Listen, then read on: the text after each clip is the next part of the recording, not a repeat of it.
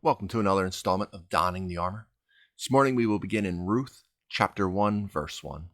Now it came to pass in the days when the judges ruled that there was a famine in the land. And a certain man of Bethlehem, Judah, went to dwell in the country of Moab, he and his wife and his 2 sons.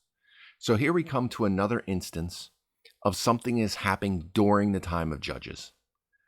As the last couple chapters of the book of Judges had to tell us how the people had fallen, how they had fallen away outside of the times of just the judges themselves, of the accounts of these people who were used as a tool to bring prosperity and obedience back to the people, to bring them out from under the oppression of those that the Lord brought against them because they had moved away from him, because they were living in rebellion, because they had moved from keeping his law and living for him, and moved on to idols, and moved on to doing what was right in their own eyes, as Judges continuously said again and again and again. Now here we have an account that we don't know exactly where to place it. The last 2 accounts in Judges, you can kind of place them pretty early in the time of Judges. The people with Ruth tend to try to place it kind of late in Judges. But there was a famine in the land. There is this famine. Now we are told in the previous books, in Deuteronomy, in Joshua, that if the people were to be obedient, there would be abundance in the land. If they were to turn from him and follow these false idols, allow themselves to be tripped up by the pagan gods that the pagan people around them worshipped, that they would fall in the famine, that they would fall into a time of need, a time of disease, a time where plagues would be placed upon them because they left the protective hand of the Lord. And they are in this time. Now, I do find it interesting that in each of these accounts, there seems to be someone always from this Bethlehem area of Judah. There seems to be something about that area told of in Judges and Ruth. We know Bethlehem as this house of bread, that this is where the Lord's provision is, that this is a house of his provision. And here you see this man and his wife and his 2 sons leaving that house of God's provision because of the famine, because of the disobedience and the rebellion of the people from God, to go forth to a different nation, to a pagan nation, to seek sustenance, to seek provision. They leave the hand of the Lord to go somewhere else. They leave his promise for the flesh. And we can all find ourselves doing this. Going out, going away, going to a place where we shouldn't be, forsaking the promises he has. But throughout the book of Ruth, one of the most beautiful books ever written, that it is a sign of redemption. A sign that he is always there to welcome you back into the fold, into the abundance, into his loving arms. Even if you have to drag yourself back. Even if you have to face harsh trials and nightmares and tribulation to draw yourself back. That is what the Lord does. That is the way the Lord uses things. That is the beauty of the Lord. The name of the man was Elimelech, and the name of his wife was Naomi, and the names of his 2 sons were Mahlon and Chilion, Ephraimites of Bethlehem, Judah. And they went to the country of Moab and remained there. Then Elimelech, Naomi's husband, died, and she was left and her 2 sons. Now they took wives of the women of Moab. So now they're taking wives outside of the children of Israel, not taking them from the other tribes, taking them from these women of Moab. The Moabites were the ones who brought on the plague at Peor, where they fell into that sexual sin. They weren't supposed to take wives of Moab, and here they are. Her husband dies. Her sons get married off to women that they're not supposed to marry. They're beginning a new life there as if that's their inheritance. They've forsaken the inheritance of the Lord, following their flesh, moving away from the promises of God to fulfill what they need materially here on earth. It's hard to fault them because we do what we feel we need to in the moment. But it's another example of doing what is right in your own eyes, not doing necessarily what God commands, but what you think is right. But it's another example of how God, like with Samson, uses something that shouldn't be done to turn it into something amazing and wonderful by his plan. People look at his plan and think it's some predetermined thing that none of these actors, none of these characters had a choice in their actions. But it's just God using the poor choices of man to bring about his sovereign will. Just because he knows what we will choose does not negate our necessity of making a choice. We still have the responsibility to make the right choices, even if he knows we will make the wrong ones. He doesn't make the choice for us. He just has a predetermined knowledge of what we will do based on his nature as being the beginning and the end and everything in between. Now they took wives of the women of Moab, and the name of one was Orpah, and the name of the other Ruth. And they dwelt there about 10 years. Then both Mahlon and Chilion also died. So the women survived her 2 sons and her husband. So now she is with a widow without a husband and no sons, alone in the world. She left the promises of God to go forth and follow a husband who was not leading in the way he should have led, not leading by the promises of the Lord. And disaster lay ahead of them. Heartbreak, trial. They leave famine to try to make a better life among the pagans, among the promises of prosperity and flesh. And now 10 years later, she is worse off than she was under the famine in the land of Israel. They were being punished for their rebellion in the land that brought forth the famine. Now here she is in a worse situation outside of the land, unprotected, broken, and embittered.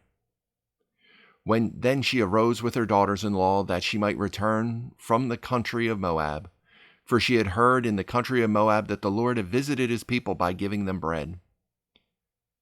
So she had heard that they had turned back. They had been delivered. They now have abundance again. They have provision. They have bread. The Lord has reestablished provision for his people. They have now been, the oppression they were under has now been removed from them. And now she wishes to go back to the promises that he had offered to them in the beginning, that she had as well from the very beginning, and she wishes to have them back. Therefore she went out from the place where she was, and her 2 daughters-in-law with her, and they went on the way to return to the land of Judah. And Naomi said to her 2 daughters-in-law, Now go, each to her mother's house. The Lord deal kindly with you, as you have dealt with the dead and with me. The Lord grant that you may find rest, each in the house of her husband. Saying, leave me. I'm going to return to my home alone. I'm a widow. I have nothing for you. I have no more sons. Return to your mother's house, not my house. Let the Lord deal with you kindly. Let Yahweh deal with you kindly. The living God deal with you kindly. As you have done right, you have dealt with the dead, you have been in mourning, you have dealt right by me. But let the Lord grant you rest and allow him to bring you forth a house, a husband, a household, a family, something I can no longer give you as a widow with 2 dead children. So she kissed them, and they lifted up their voices and wept. And they said to her, surely we will return with you to your people. But they lovingly don't want to leave her. She must have been a good, loving woman, a great mother-in-law for them. And they don't wish to see her go and be broken. They wish to follow her where she goes.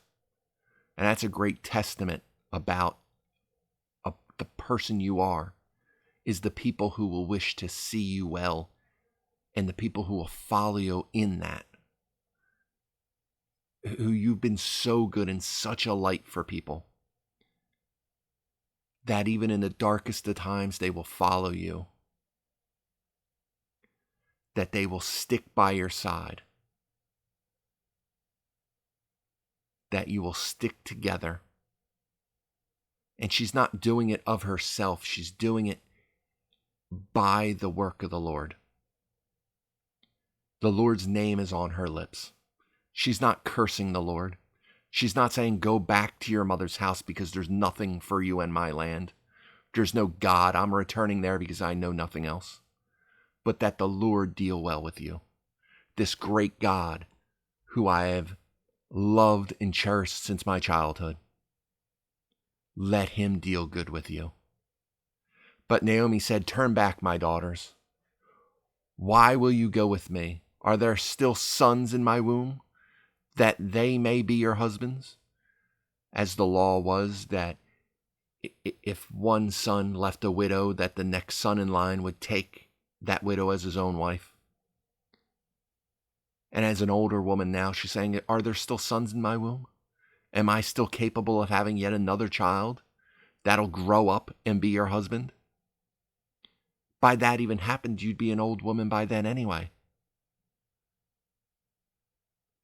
So turn back. I can give you nothing that you deserve. I can give you nothing. In my power, I can give you nothing of what you need to be a provider and a protector in this world. I have nothing more to offer you but myself. And I'm not good enough. Turn back, my daughters, go, for I am too old to have a husband. If I should say I have hope, if I should have a husband tonight, and also bear sons, would you wait for them till they were grown? Saying, even if I had a husband, I'm too old to get married now. But even if I were to have a husband, and we could bear sons in 9 months' time, would you even wait another 18 years for them to be grown? All told, another 2 decades? Would you wait that time? Or would you go find another husband in the meantime anyway? There's no hope for a future and a family staying with me. And in a way, she's right. Through her, there is no hope for that. Because our hope can't be in the person.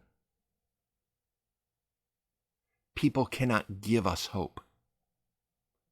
They can help us see the hope that's around us. but the Lord and joy in Him is what brings us hope.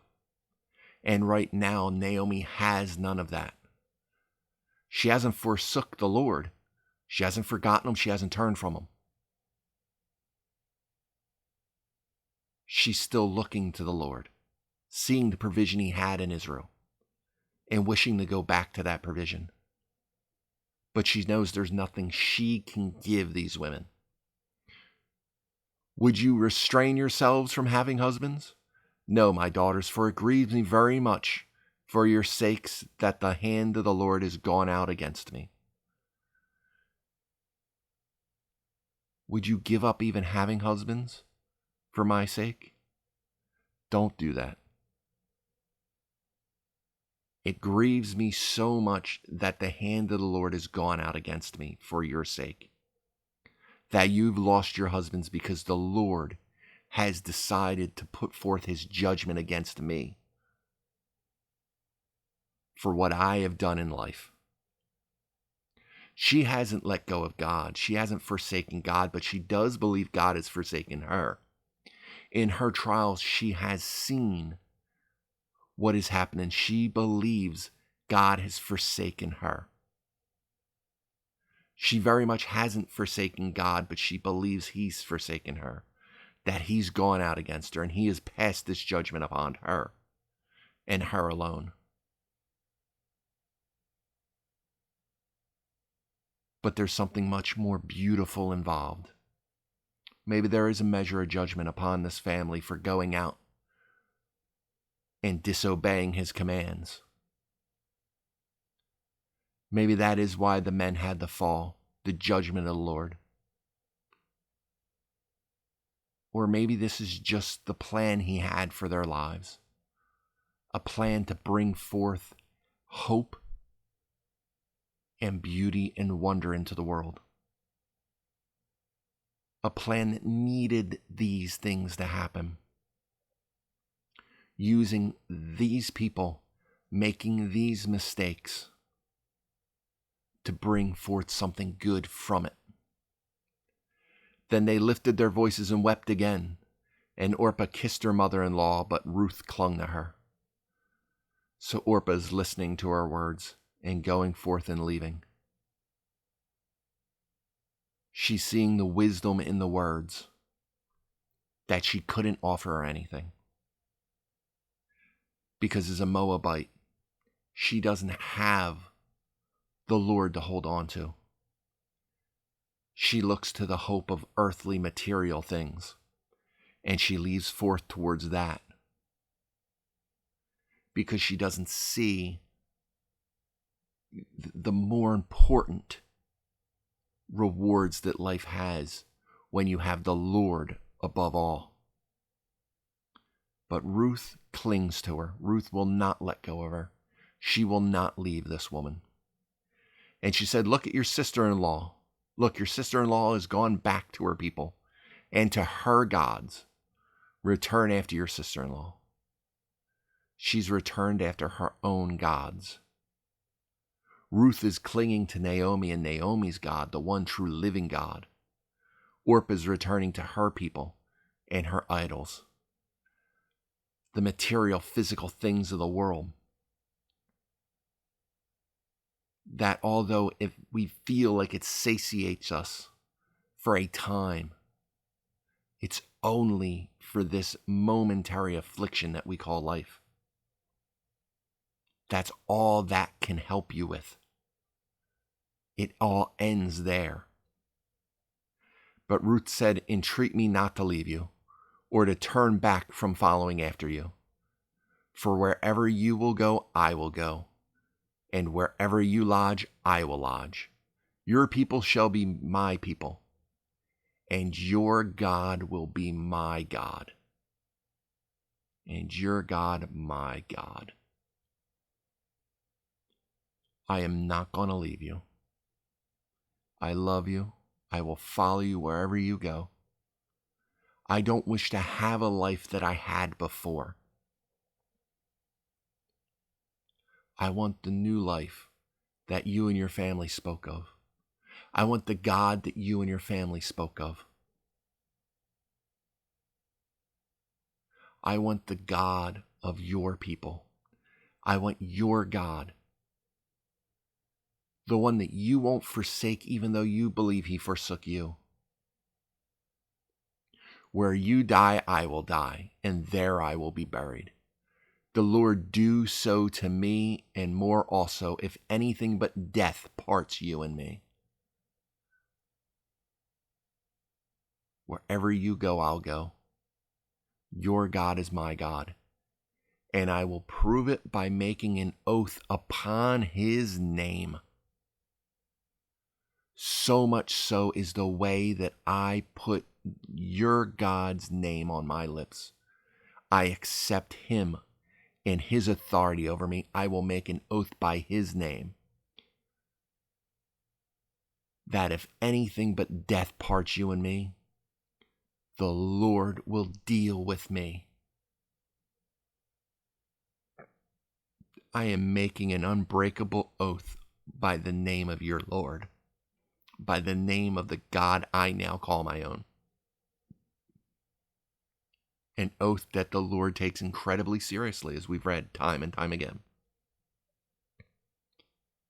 That you are not supposed to put any oath that you are not going to keep.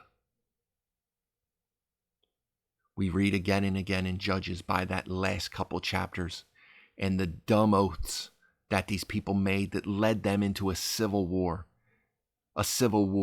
that led to the near destruction and extinction of the Benjamite tribe, which then led to the massacre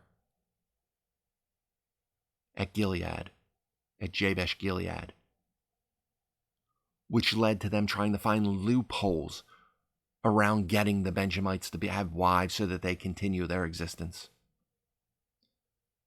Dumb, rash oaths made out of self-righteousness and selfishness. But here you have Ruth making an oath based solely upon the love that is in her heart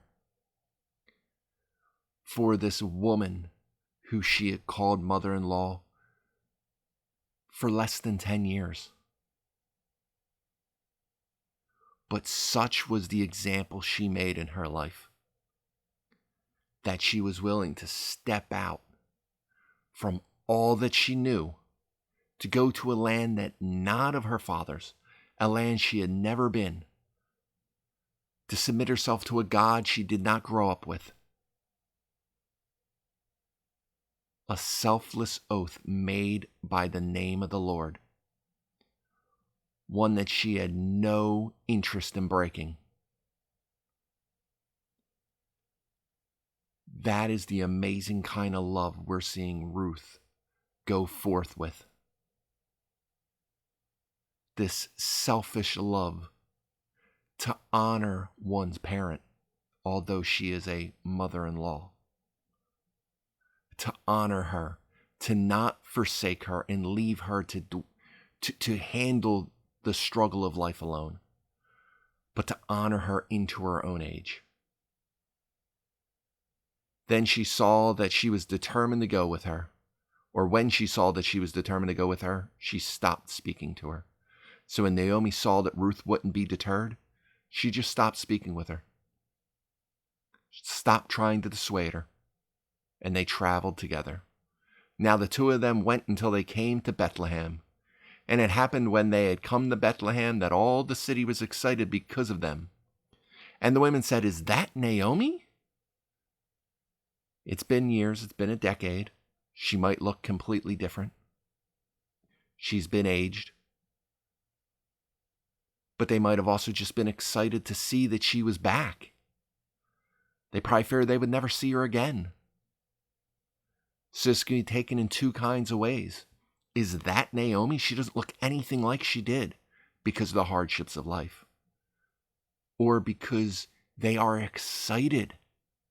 Say, is that Naomi?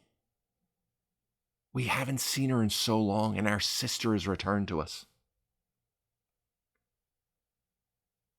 Excitement at the return of this woman to come forth.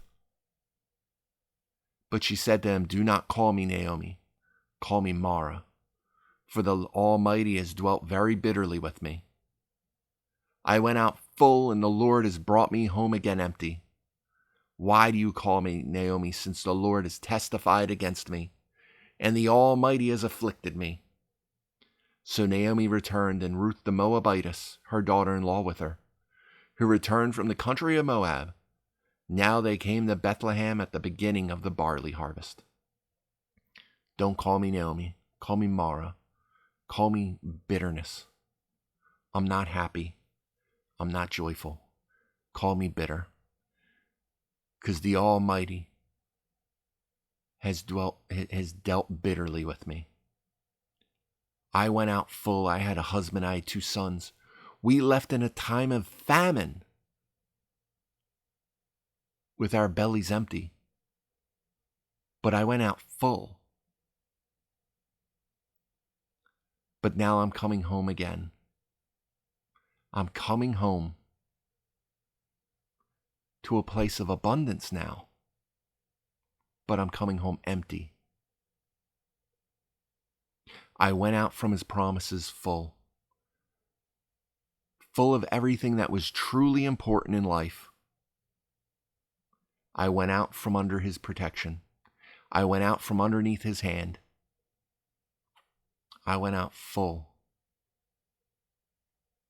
But now I've been brought home empty. I might have food in my belly now, but what was truly important I no longer have.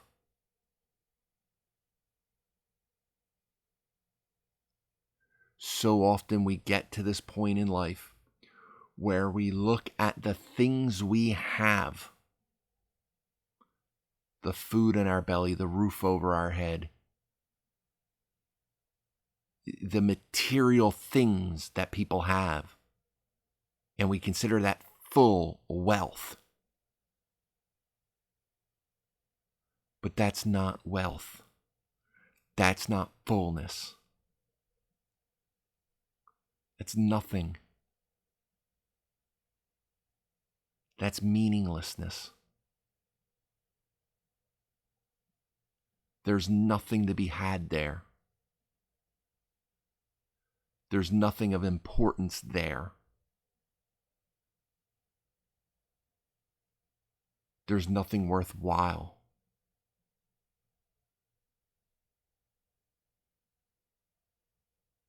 Because no matter what you have in your hand, it can't replace what you have surrounding you. You can have a house, the nicest house full of the nicest things. But when you're old and your house is empty and you're alone, devoid of laughter, devoid of fighting, devoid of bickering, silence and quietness, people think that brings them happiness. But they will realize one day that it is empty.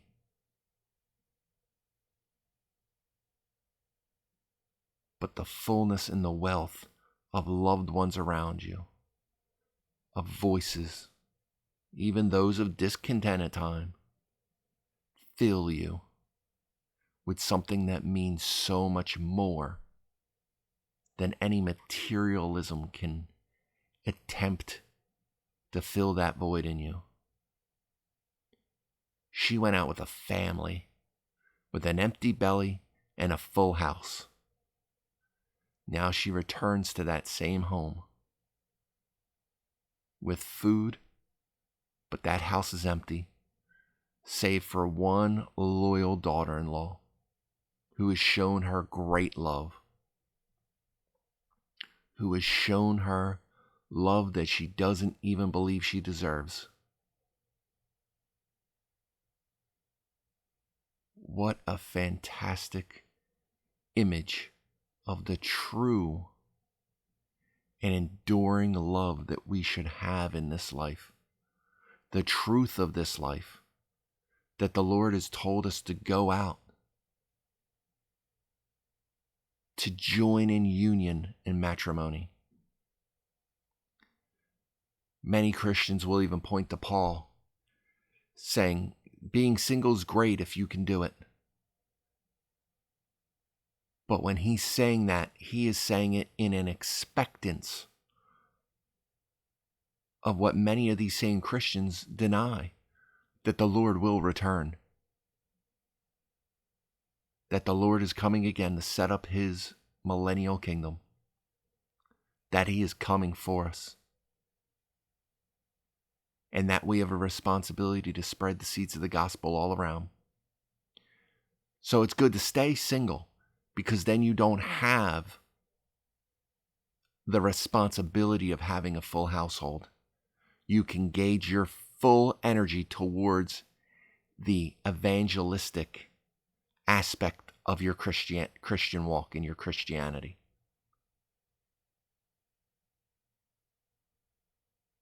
And in that way, he's right. But if you want to have a fullness of heart, allow the Lord to fill your life with the family you have. Take advantage of it. Go out and multiply, as the Lord said. Fill the earth. Find your other half. Allow the Lord to bring that person in. Don't get in his way. Have a husband, have a wife, have children, have a full life, even if your wallet's empty. Because there is nothing else that could possibly replace that. She believed that they were going to Moab to be filled. But they had left the abundance of the Lord and fell into the dearth of paganism, the dearth of being outside of his promise, the love of the family he provided for them. But moving on to chapter 2. There is a relative of Naomi's husband, a man of great wealth of the family of Elimelech. His name was Boaz. So Ruth the Moabitess said to Naomi, "Please let me go to the field and glean heads of grain after him, in whose sight I may find favor." So there's a relative out there of Naomi's husband, of that family, named Boaz. Ruth, unknowing of this, knowing the laws of the land of Egypt, is saying, or of Israel, not Egypt, the land of Israel, saying, "Let me go out to the field and glean the heads of grain," because there was always a portion set out for the widow, for the sojourner, for the fatherless, that when heads of grain hit the ground, they could go and collect it, that they could pull heads of grain off and eat them off that corner of the field, to go get them grain so they could eat, so she could help feed Naomi and take care of themselves as they live in that old house of Naomi's, so that she can glean off the heads of the grain of whoever's sight she finds favor in. And Naomi said to her, "Go, my daughter." So that's a good plan. Go find this place where you can help us survive what we're going through. Then she left and went and gleaned in the field after the reapers. So as they're going along, reaping the field, cutting down the barley harvest, she's going and pulling up the things that they've dropped behind them, because you're not to collect that. You're to leave that for the sojourner and the widow and the fatherless. And she happened to come to the part of the field belonging to Boaz, who was of the family of Elimelech. Now behold, Boaz came from Bethlehem, and said to the reapers, "The Lord be with you." And they answered to him, "The Lord bless you." So he's a man of great faith in the Lord. Now he is wealthy. He has this abundance. But we'll see that it's not simply what the Lord has provided him that leads to his faith. He truly believes in the Lord's provisions. not just because he's the wealthy one, but because he understands that his provisions come solely from the Lord. And what an amazing way to greet each other. The Lord be with you and the Lord bless you. The early church would say, Maranatha, the Lord come again, waiting and expectant of Jesus coming back to collect his bride, to bring them into the house of his Father, to set the time of tribulation into motion so that his kingdom can finally be set up. Then Boaz said to his servant, who is in charge of the reapers, whose young woman is this? So he sees a woman he's never seen before. He says, who's this? Who's this gleaning after you? So the servant who was in charge of the reapers answered and said, it is the young Moabite woman who came back with Naomi from the country of Moab. And she said, please let me glean and gather after the reapers among the sheaves. So she came and has continued from morning until now, though she rested a little in the house. So the servant saying, this is the young Moabite woman who came back with Naomi. She asked permission to glean. She said, can I please gather after the reapers so we can have food, me and Naomi. And she's worked hard. From the morning until now, she took a little break. Israel gets hot in the middle of the day. They tend to take rests. So she rested a little bit. But she's worked hard to support her mother-in-law. Then Boaz said to Ruth, you will listen, my daughter, will you not? So it's a question, like, will you listen to what I have to say? Do not go glean in another field, nor go from here, but stay close by my young women. Let your eyes be on the field which they reap, and go after them. Have I not commanded the young men not to touch you? And when you are thirsty, go to the vessels and drink from what the young men have drawn. So he's saying, don't go anywhere else. Stay here. Stay close to my young women. Don't go out on your own. Stay close to them. Let your eyes be on the field which they reap. Stay after them. They'll help keep you safe. They know the routine. They know how to glean. Stay with their pack. Because I've commanded that the young man not go near you, not touch you, not bother you. To let you do what you're doing, just as my other young women are doing. And when you are thirsty, feel free to go over to the vessels that my young men have brought out of the wells, and to quench your thirst. So she fell on her face, bowed down to the ground, and said to him, why have I found favor in your eyes that you should take notice of me, since I am a foreigner? She doesn't fully understand the hospitality that the Israelites were to have towards the sojourner. But he's being so kind to her that she falls down, bows down. Why have I found such favor in your eyes? Why are you taking such notice of me, this foreigner? And so often we ask our own question of ourselves of this. Lord, why have you found such favor? And why have I found such favor in your eyes? Because this very much is the image of the church in Christ. Boaz, the kinsman redeemer. Ruth, the bride of that kinsman redeemer. The bride of Christ.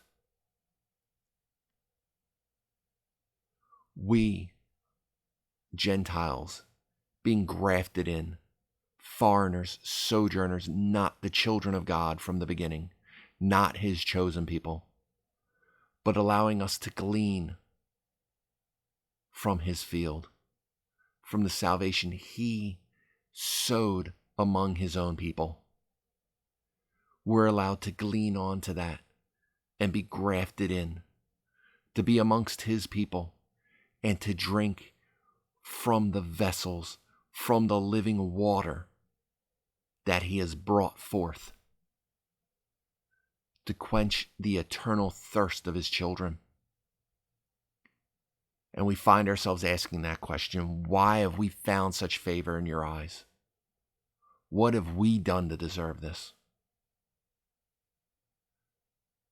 Now, in Boaz's case, it's not the same. He is not God. He is not Jesus. But he is showing a grace to Ruth based on the type of person she is. We can't work for our salvation. We can't work for the grace of God. But Boaz is saying to Ruth, and Boaz answered her and said to her, "It has been fully reported to me all that you have done for your mother-in-law since the death of your husband, and how you have left your father and your mother in the land of your birth, and have come to a people whom you did not know before. The Lord repay your work, and the full reward be given you by the Lord God of Israel, under whose wings you have come for refuge. You found favor with me because of how good you have been to your mother-in-law. You have turned from that, from those ways, and come to this place seeking refuge by the grace of the God of Israel. And I am extending grace on behalf of Naomi, on behalf of this woman, a family member who you can't do anything for, who can't do anything for you." Then she said, "Let me find favor in your sight, my lord. For you have comforted me, and I have spoken kindly to your maidservant, though I am not like one of your maidservants." So she's not like them. She's not an Israelite. She is a foreigner, but she's now been comforted. So let her find favor in sight. Let her find favor that she can continue to do as she's doing. Now Boaz said to her at mealtime, "Come here and eat of the bread, and dip your piece of bread in the vinegar." So she sat beside the reapers, and he passed parched grain to her, and she ate and was satisfied, and kept some back. And when she rose up to glean, Boaz commanded his young men, saying, "Let her glean even among the sheaves, and do not reproach her." So even the things that you've gathered up that aren't really supposed to be gleaned, let her glean from those. Let her take as much as she needs for her and Naomi. Also let grains from the bundles fall purposely for her. Leave it that she may glean, and do not rebuke her. So leave it intentionally. Let her get as much as she possibly can. She doesn't even eat the full meal that he gives her. She keeps some back so she'll have some for Naomi when she gets back from work. So she gleaned in the field until evening, and beat out what she had gleaned, and it was about an ephah of barley. Then she took it up and went into the city, and her mother-in-law saw what she had gleaned. So she brought out and gave to her what she had kept back after she had been satisfied. And her mother-in-law said to her, "Where have you gleaned today? And where did you work? Blessed be the one who took notice of you." Saying, "Where did you get all of this? Where did you glean all of this from? And blessed of God be the one who took notice of you and allowed you to glean this much." So she told her mother-in-law with whom she had worked, and said, "The man's name with whom I work today is Boaz." Then Naomi said to her daughter-in-law, "Blessed be he of the Lord, who has not forsaken his kindness to the living and of the dead." And Naomi said to her, "This man is a relation of ours, one of our close relatives." She's saying, "I know this man. This man, this Boaz, who blessed be of the Lord, because he has not forgotten what he is supposed to do for the widow and the sojourner and the orphan, keeping the kindness of the Lord for his neighbor. And this man is a relation of ours, a close relative to my husband's." Ruth the Moabitess said, "He also said to me, 'You shall stay close to my young men until they have finished all my harvest,' saying, 'Come back, continue to come to here. Stay close to my young women, stay close to my young men, and continue to glean until they have completely finished this harvest. And Naomi said to Ruth, her daughter-in-law, "It is good, my daughter, that you go out with his young women, and that people do not meet you in any other field." So she stayed close by the young women of Boaz to glean until the end of the barley harvest and the wheat harvest, and she dwelt with her mother-in-law. It's good that you stay under his protection. Stay close to his young women. Stay protected. To not go out from the field of protection he has set for you. All throughout the book of Ruth is a sight that we have of our own relationship with our Redeemer. It's not a perfect analogy. It's not a perfect metaphor, but it's so beautiful to see. This sign of Redeemer and his bride. The love that they will develop, and they will have the protection he has for her. The way the Lord protects his bride. And the warning we have to keep from those others who will drag us away from him. To keep our eyes on him. To stay where he has provided a way for us. That narrow path, that singular field, not to go forth somewhere else. Not to go out under our own power, hoping to see something more. That's the mistake Naomi and her husband made. They had provision in the Lord. They were in famine, but they were full. And they went out from the field of God, so to speak, to glean in the fields of others. Now they've returned, and Naomi is sharing this wisdom.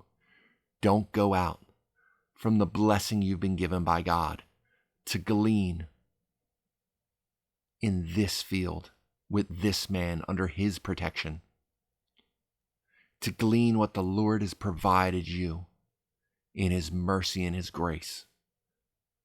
Don't do what we did before and go out to seek provision somewhere else, but to stay fully and wholeheartedly in the provision the Lord has set before you.